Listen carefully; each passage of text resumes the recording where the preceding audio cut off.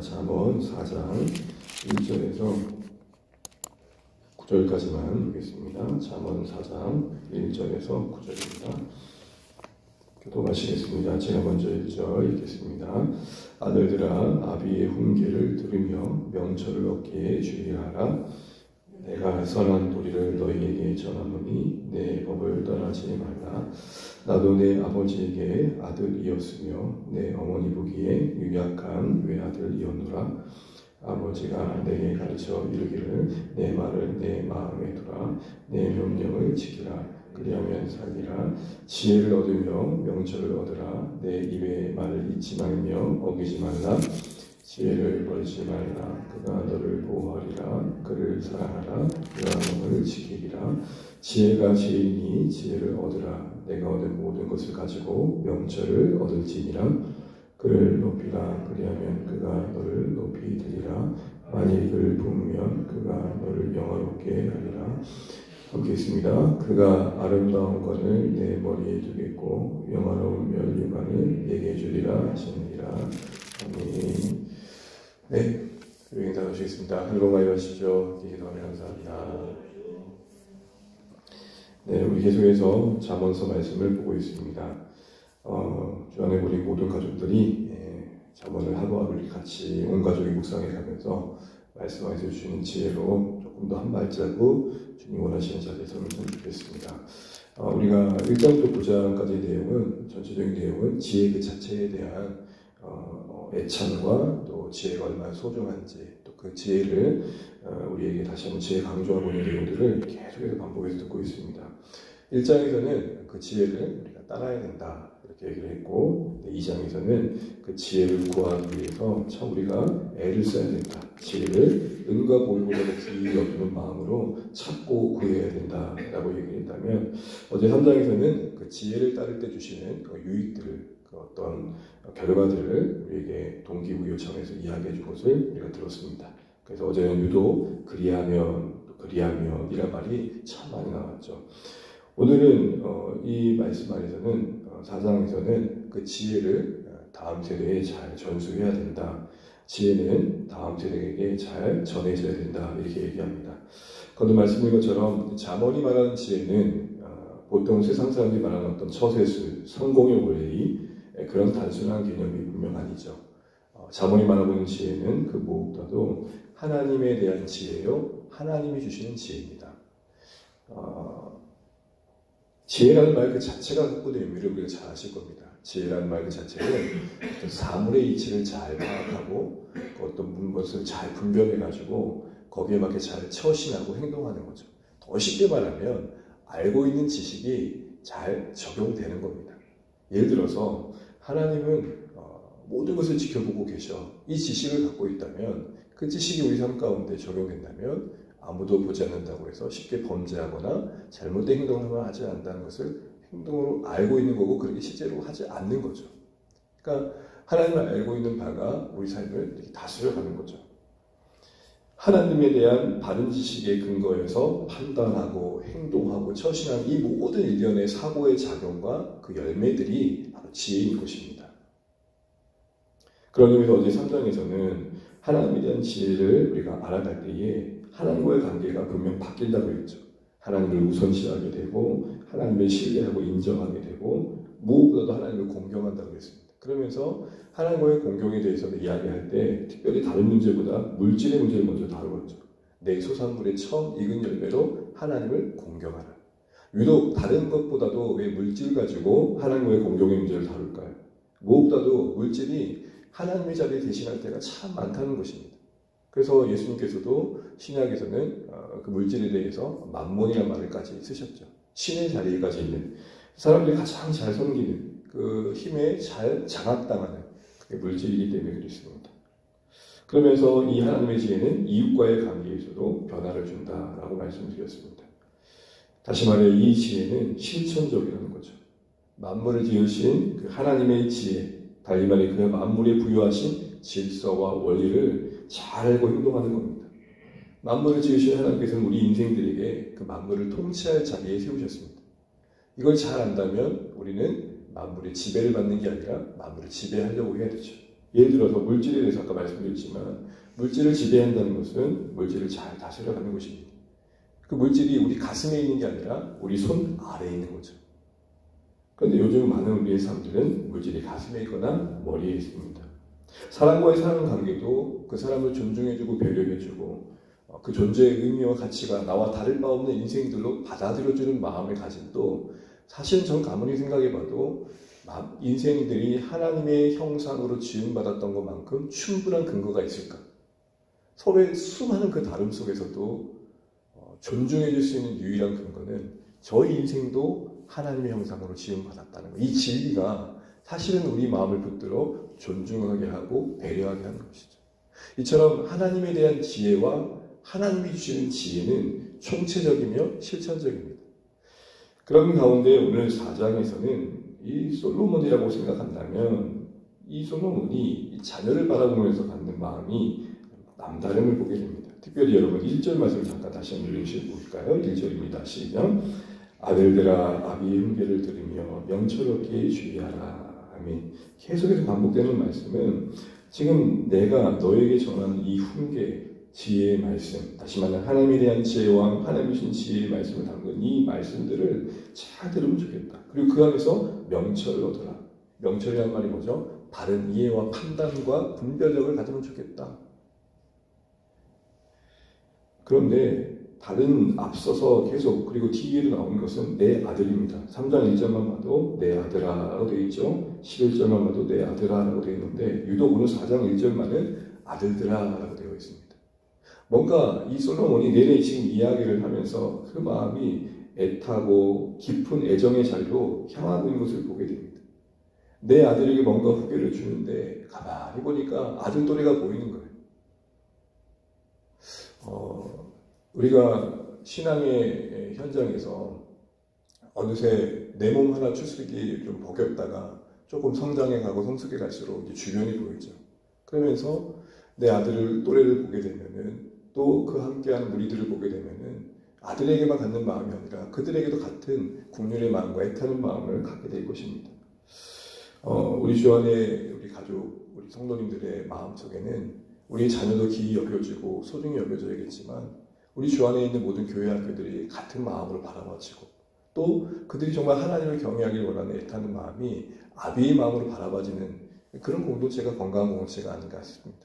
어둠으로서 아비의 마음으로 모든 자녀를 대하는 공동체가 된다면 얼마나 좋을까 그런 생각을 해봅니다. 그러면서 그가 이런 권면을 하면서 왜 이렇게 애처로운가 싶었더니 그 마음에 떠오르는 한 사건이 있는 걸 보게 됩니다.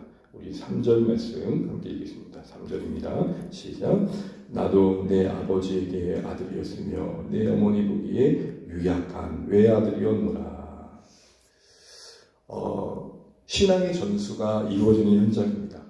지금 그 아들과 더불어 그 모든 아들의 무리들에게 같은 또래의 그 젊은이들에게 지금 아비의 마음으로 솔로몬은 지금 애타는 마음 담아 깊은 애정의 마음을 담아서 권면하고 있는 현장입니다. 이런 깊은 애정이 어디서부터 왔는가 싶었더니 그가 받은 사랑과 그 또한 그들과 다를 바 없는 위치에 있었음을 기억하고 있는 그 사건이 오늘 본문에 기록되어 있는 것들을 보면서 바로 그렇구나. 오늘 지금 솔로몬은 자기도 이렇게 신앙의 전수라는 권위자로 세워져 있지만 자신 또한 아비로부터 끊임없이 들어야 했고 또 용납받았고 또 사랑받았고 애지중지 여겼으며 또 그만큼이나 연약하여 넘어질 일도 많았던 인생임을 기억하고 있습니다. 여러분 신앙을 전수해야 할 그 몫은 성경의 원리를 보면 부모님에게 주셨습니다. 이때 우리는 두 가지를 기억해야 될 것을 오늘 본문을 통해 보게 됩니다. 그 첫 번째 하나는 무엇이냐면 권위자가 되셔야 됩니다. 권위자가 된다는 것은 부모로서 자녀에게 부모의 어떤 권위를 가지고 윽박을 지르거나 억압하는 걸 말하는 건 아닐 것입니다. 권위라 함은 진리의 진리됨을 확고히 아는 사람이 되어야 된다는 것이고 그것이 그의 삶 속에서 자연스럽게 본으로 드러날 수 있어야 됩니다. 신앙의 전수에 있어서 의문이 되는 것은 한 두 가지 정도가 있는 것 같습니다. 상황적으로 볼 때 부모가 신앙을 전수하려고 하나 그것을 잘 받아들이지 않는 상황입니다. 이것은 참 애처롭고 안타깝고 많은 기다림과 눈물이 필요한 시간입니다. 그러나 문제되는 상황은 뭐냐면 부모 스스로가 권위자가 되지 못하는 거죠. 하나님에 대한 지혜보다 세상의 지혜와 처세술에 빨라서 자녀들을 세상 속에서 성공시키고 싶은 확신과 신념은 있는데 하나님에 대해서는 참 우선순위를 다 두지 않는 겁니다. 무슨 말이냐면 부모 스스로가 하나님에 대한 지혜가 확신이 없는 경우는 또 다른 문제인 것입니다. 전하려고 하나 받지 않는 상황과 애초에 전할 마음조차 없는 것은 다른 것이죠. 적어도 우리 주 안에 모든 가족들 그리고 우리 부모 세대들에게는 정말로 확고한 하나님에 대한 지향, 확신이 있으면 좋겠습니다. 이것을 자녀 세대가 받는 그 여정에는 기다림과 인내와 뭔가 오래 참음의 시간이 필요하지만 적어도 우리 스스로가 그것을 전할 마음을 애초에 갖지 않은 것은 정말 더 안타까운 것이라 생각되는 것입니다. 요즘 젊은이들의 세계관과 생각들, 또 부모로서 갖는 생각들을 보게 되면 분명 열심히 자녀를 키우지만 가만히 보게 되면 정말 그 안에 하나님이 계신가? 그러니까 다시 말해 잠언이 말하고 있는 하나님의 지혜에 대한 확신과 그것을 뒤에 여기는 것처럼 제일로 여기고 사랑하는 마음이 있는가 싶은 생각들을 해보게 됩니다. 두 번째로 그런 권위와 함께 그 진리에 대한 확고한 확신과 더불어 그것을 사랑하는 권위와 함께 더불어 긍휼과 이해가 필요하다 생각합니다. 오늘 솔로몬이 이렇게 자신을 얘기합니다. 나도 아버지에게는 아들이었으며 어미에게는 유약한 외아들이었다. 이때 유약하다는 말은 무슨 말이냐면 나도 어리숙했고 미숙했으며 그러기에 그만큼 애지중지 여겨졌던 사람이었다 이야기합니다. 솔로몬은 과거를 다 잊은 채 마치 올챙이 기억 다 잊고 자기는 늘 언제나 잘한 것처럼 아들을 대하고 있지 않습니다. 나도 수없이 하나님을 지혜를 기이 여기란 말을 수없이 들었고 뒤에 아버지가 나에게 이렇게 얘기했던 것처럼 나는 이 말을 반복해서 들었다는 것입니다. 솔로몬아 넌 지혜를 기이 여겨라. 내 훈계를 소중히 여겨라. 그거 지혜를 사랑해라 라고 얘기합니다. 이 말을 수없이 자기도 들었다는 것입니다. 물론 자녀 세대를 자라다 보면 부모도 자녀와 함께 지내다 보면 낯섦도 경험합니다. 언제 애가 이렇게 컸나. 제가 요즘 그런 것 같고요. 사춘기를 지나는 아이들을 보면서 이 아이들이 이렇게 이럴 거라는 생각하지 못했던 부분도 경험하게 됩니다. 그러면서 어느새 권위자만 되어 있는 거예요. 나도 하나님 앞에서 동료 죄인이라는 의식을 회복해야 된다는 생각을 못했던 거죠. 내가 여기까지 와서 우리 아이에게, 우리 자녀들에게, 우리 아들에게 이렇게 해야 된다는 이야기를 하기까지 나도 그렇게 해야 된다는 말을 숱하게 들어 그만큼 들었기에 여기까지 왔음에도 불구하고 나는 한 번에 듣고 단번에 알아들은 것처럼 도대체 너는 몇 번 내가 너희에게 얘기해야 되니라는 말을 하고 있는 제 모습을 봅니다. 참 재밌다기보다 좀 가슴 아팠던 게 제가 아들의 행동 뭔가를 지적하고 있는데 언뜻 지나가는 게 이게 뭐 하나님께 깨닫겠는지 모르겠지만 제가 어머니에게 했던 그런 행동이 떠오른 거예요. 버릇없이 했던 행동들이. 그리고 이 말씀을 본 거예요. 솔로몬의 마음이 남다르게 와닿는 거예요. 하나님 저도 유약한 외아들이었습니다. 사랑하는 여러분, 왜 솔로몬은 자기 아들만 보이지 않고 아들들아 라고 했을까요? 모든 그 세대가 이렇게 애정 있게 받아봐줬을까요? 그 시대를 지내던 그 자신의 과거를 떠올리며 그때 참 미련했었고 못났었고 유약했던 그 자신의 시절을 상기하며 그런 시절을 지켜보고 있는 부모 세대로부터 끊임없이 교훈과 권면을 받았었고 사랑을 받았었고 그래서 자기가 이 자리에 있다는 사실을 기억했기 때문이었습니다. 권위자로서 우리 가운데 회복해야 할 또 다른 마음은 나도 여전히 하나님의 은혜로 여기까지 왔고 변함없이 하나님의 긍휼이 필요한 동료 죄인이라는 생각을 늘 해야 된다는 것입니다. 부모로서 우리 마음에 품고 있는 우상은 없는지 내가 자녀를 대하는 태도 속에서 이런 분노의 마음이라는 게 자녀의 행동 이전에 그만큼 대접받아야 되고 마땅히 존중받아야 되고 혹 내 안위와 유익을 빼앗기는 듯한 괴로움에 비롯된 반응은 아닌지 감히 내 말을 안 들어? 이런 어떤 권위의 우상이 우리를 붙잡은 결과는 아닌지 다시 한번 돌아보게 되었습니다. 장성도 여러분, 오늘 지혜를 전수해야 된다는 이 말씀 앞에서 신앙의 전수의 책임을 갖고 있는 부모로서 이 두 가지를 기억하시면 되겠습니다. 진리에 대한 확고한 확신이 있기를 주님을 축원합니다. 우리 자녀 세대에게 가장 필요한 것은 하나님에 대한 지혜요. 하나님 주신 지혜로 무장되는 것입니다. 그래서 오늘 다윗이 솔로몬에게 정말 바랬던 마지막 결과를 보시죠. 기대했던 9절 말씀 한번 읽어보겠습니다. 9절입니다. 시작. 그가 아름다운 관을 내 머리에 두겠고 영화로운 멸관을 내게 주리라 하셨느니라. 다윗이 솔로몬에게 그러했고 또 솔로몬이 그 자녀에게 기대하는 바는 면류관이 그 머리 위에 씌워지는 겁니다. 자녀 세대 위에 그 면류관이 씌워지는 겁니다. 여러분, 왕관이 씌워지고 바라고 있지 않는 걸 보십시오. 왕관이 아니라 하나님 주시는 면류관이 그 머리에 씌워지기를 바라고 있는 확신을 주목하셔야 됩니다. 세상이 주는 명예와 그 어떤 인정의 왕관이 아니라 하나님 앞에서 존중받는 기이 여겨지는 그 면류관, 왕관이 아니라 면류관을 구하고 있는 이 다윗의 그 솔로몬에 대한 마음이 솔로몬에게 간직되어져 있고 그것이 지금 그 자식에게, 자녀 세대에게 다시 한번 전해지고 있는 것입니다. 이게 우리에게 필요합니다. 더불어 우리는 동료 죄인이라는 식을 잊지 않으셔야 됩니다. 나도 유약한 외아들이라. 여기까지 오는 데 있어서 수많은 가르침과 권면을 들었어야 했고 넘어진 가운데 용납함을 받았던 한낱 죄인이다.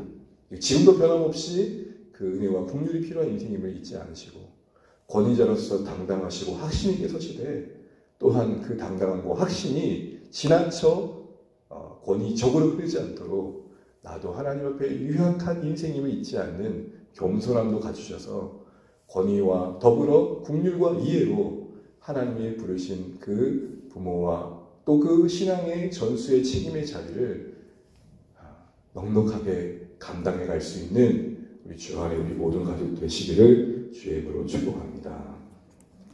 찬양하겠습니다. 찬송가 212장입니다. 겸손히 주님 섬길 때 외로운 일 많으나 구주연의 이름 주사 잘 감당케 하소서. 이 고개 붙들고 주의 말씀 기억하며 기도하겠습니다.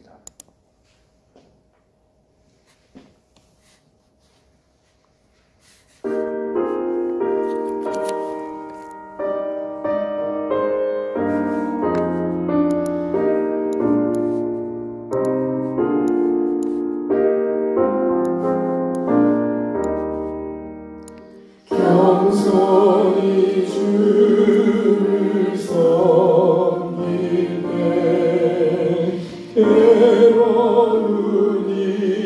일이 많으나 구주여 내게 힘 주사 잘 감당하게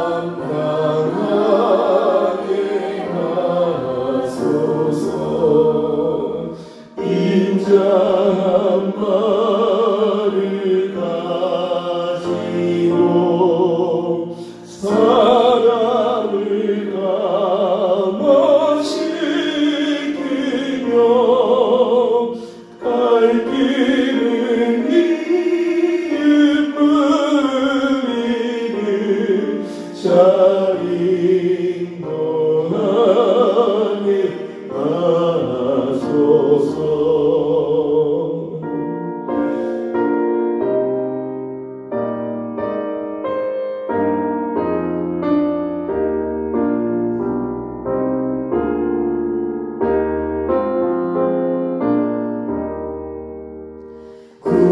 구주의 귀한 인내를 깨달아 알게 하시며 굳건한 믿음 주셔서 늘 승리하게 하소서. 장래의 영광 비추사 소망이 내게 하시며 구주와 함께 살면서 참 평강 얻게 하소서.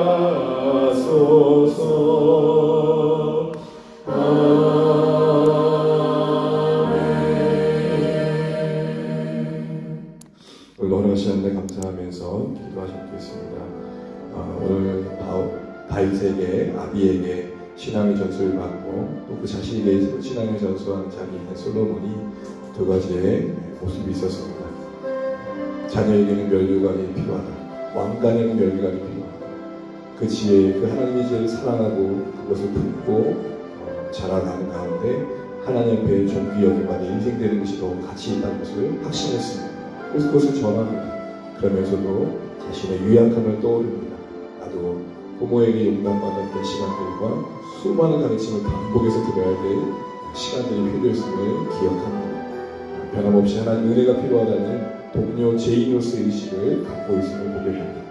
권위자로 세워진 자리를 잘 감당하며 더불어 나도 하나님의 은혜가 여전히 필요한 하나님 앞에 한 자녀로서 유약한 인생으로서의 연약함도 거들고 있는 이 상황 속에서 우리 다시 한번 찬양의 고백처럼 겸손히 주님을 의지하고 감당할 힘 구하는 것이 필요함을 고백합니다.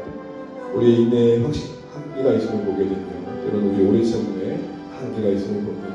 사랑으로 감당할 수 있도록 은혜를 공급받아야 자리 있음을 고백하면서 하나님 부모로서 신앙을 잘 현수해갈 수 있도록 도와주시되 넉넉히 잘 감당할 수 있는 지혜와 또 자녀들의 마음을 붙들어 주시고 변화시켜 주십시오. 기도하지 못했고 주한 우리 모든 가족들에게 아비로서 자신의 자녀만이 아니라 자녀 세대의 모든 아이들이 같은 마음으로 바라봐주고 서로 만날 때마다 기도해주고 축복해주는 공동체가 되었으면 좋겠습니다.